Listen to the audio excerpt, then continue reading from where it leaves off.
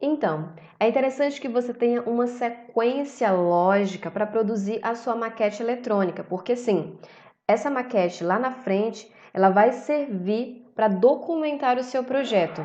E isso facilita quando você tem tudo muito organizado. Então eu preparei para vocês uma sequência daquilo que eu considero que seja um bom histórico para produzir a sua maquete. Primeiro nós vamos começar pelo briefing dos clientes. E aí você pode me perguntar, Maiane, mas o que é esse briefing dos clientes? Nada mais do que você saber exatamente aquilo que seu cliente quer. Você vai utilizar isso através de questionários, de perguntas, de uma boa conversa descontraída com o seu cliente, para sugar dele informações que são claras, concisas e também informações que ficarão ali nas entrelinhas, que talvez ele não entregue para você de cara, mas você vai conseguir descobrir. Talvez um gosto, um hobby, enfim, alguma peculiaridade daquele seu cliente. Essa é a nossa primeira etapa, fazer o briefing com o usuário daquele espaço. Depois de você ter feito essa entrevista com o seu cliente, de conhecer o perfil e personalidade dele, outra etapa importante é o levantamento. Através do levantamento, você consegue perceber algumas patologias e até mesmo as dimensões do espaço que você vai estar projetando. Então aqui eu tenho para você como se fosse algumas dicas para esse levantamento. Nunca esqueça de tirar fotos daquele espaço, daquele ambiente, para que quando você estiver passando esse levantamento para o SketchUp, você consiga tirar algumas dúvidas. Dúvidas que ficam em relação a, será se naquela parede tem ou não uma tomada? Essa tomada era baixa? Era alta? São dúvidas que surgem, é normal acontecer. Então, o que você vai fazer? Fotografe, filme, quando você for fazer esse levantamento. Tenha um checklist para que você não esqueça de nenhum detalhe dentro desse processo, porque ele é muito importante. Daqui a pouco você vai saber, você vai conhecer o levantamento do nosso projeto. Feita a parte de levantamento, é hora de montarmos aquilo que nós chamamos de mood board, que é como se fosse um quadro onde você vai colocar as referências do seu cliente, cores que ele gosta, talvez imagens de um filme que ele se agradou de assistir. Você vai colocar ali naquele quadro conceitos, ideias, referências do seu cliente. Em um quarto momento, nós já estamos dentro do SketchUp e nós começamos a nossa modelagem. É interessante que você faça a criação de layers. Nós vamos ter um momento exclusivo para que eu consiga explicar para você qual é a finalidade dos layers. Se preocupe com a modelagem da criação das suas paredes, forro, teto, piso. E outro detalhe importante que ele é um pouco trabalhoso, mas vai te ajudar lá na frente na hora de documentar e renderizar o seu projeto, que é o que? A criação dos grupos. Depois desse processo, nós partimos para a criação de cenas. Cenas nada mais são do que imagens que você vai estar ali tentando demonstrar para o seu cliente a fim de que ele consiga entender melhor o espaço que você está projetando para ele. É importante ter cuidado de que maneira e de que forma você produz as suas cenas. Eu costumo dividir as cenas em duas partes. Cenas que servirão para a documentação do projeto e cenas que servirão para a renderização desse projeto. E aí nós partimos para uma próxima etapa. Com base em catálogos e referências, nós começamos a definir quais serão os pisos e revestimentos daquele projeto, tanto em relação ao seu tamanho, ao seu modelo, à sua espessura, altura.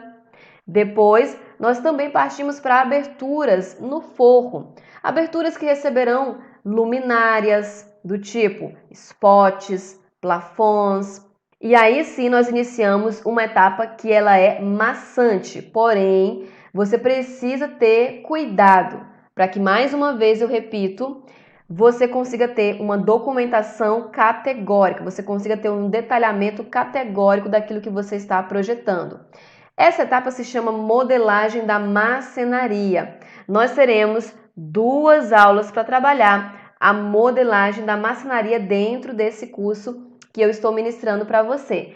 Essa marcenaria ela vai ser produzida com base em catálogos, com base em referências. Você precisa saber qual é o tipo de material que você vai utilizar, se é, por exemplo, um MDF e qual é a espessura desse MDF.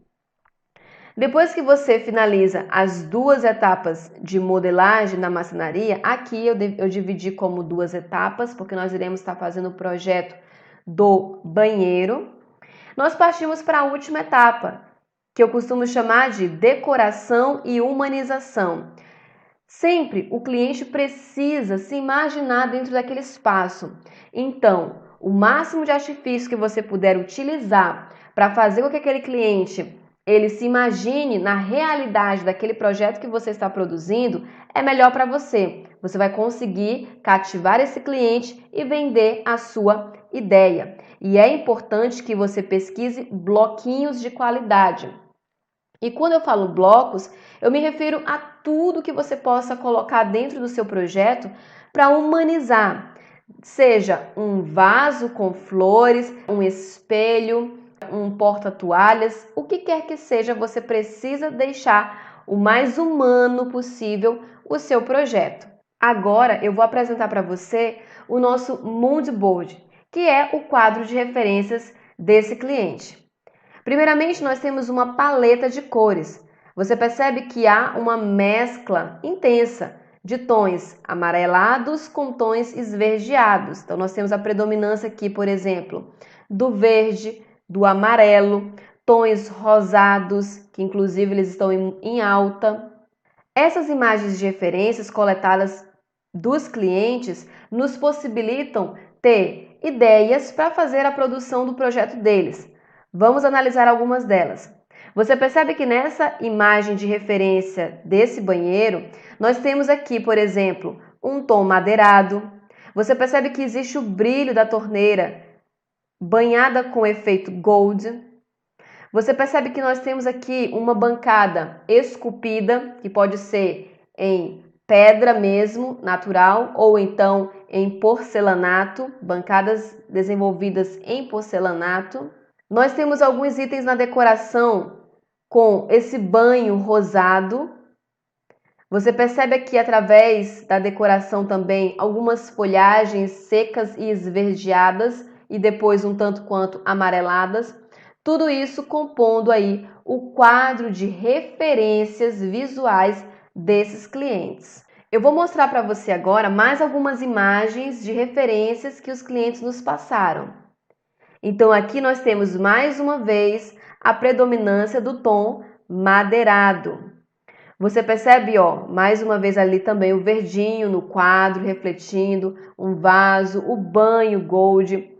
E são detalhes que, quanto mais imagens o seu cliente lhe enviar, melhor, porque você vai conseguir tirar as imagens que mais têm pontos iguais, pontos de relevância. Olha, mais uma vez aqui é a mesma imagem. Aqui uma torneira com aquele banho meio rosado, que é o que a gente chama de rose gold.